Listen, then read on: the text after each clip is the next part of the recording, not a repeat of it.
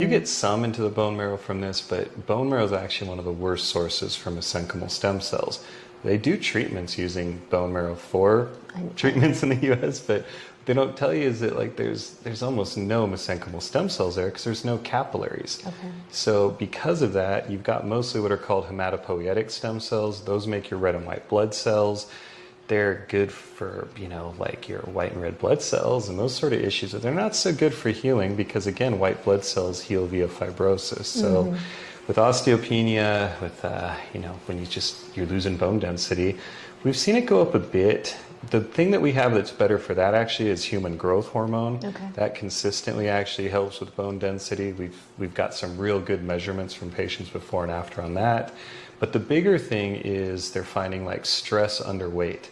If you can do some heavy squats every once in a while, some deadlifts, it's not so much fun to do, I know. but that is the best way. You need that pressure on the bone.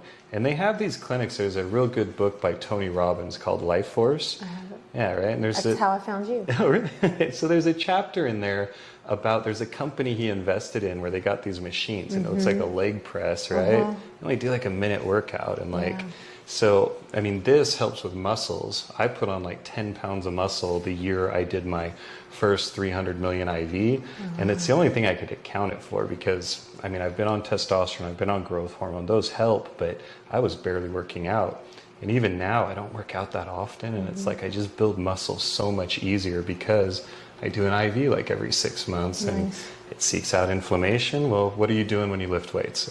You're causing inflammation, tearing and rebuilding. Yeah, I get it. Exactly. So it helps a lot. So we see it on a lot of levels. I mean, some people, they do the IV, they're like, you didn't notice too much if that's all they did, but it's like you don't realize what it's doing internally. It's helping your heart, it's helping your organs, mitochondrial health, and it's tough to do it. I mean, I think people get this misconception. It's like they think they're going to feel like they're 20 again. Like, I wish we could do that. Yeah, but no like kidding, stem right? cells are amazing, but they're not magic, right? Yeah. What they do can turn back the clock, and we've seen that with DNA methylation tests, but it's very subtle for a lot of people if you're already healthy. Yeah. But if you're smart, like you are, you're preventing for the future. You're like, hey, you know what? Even if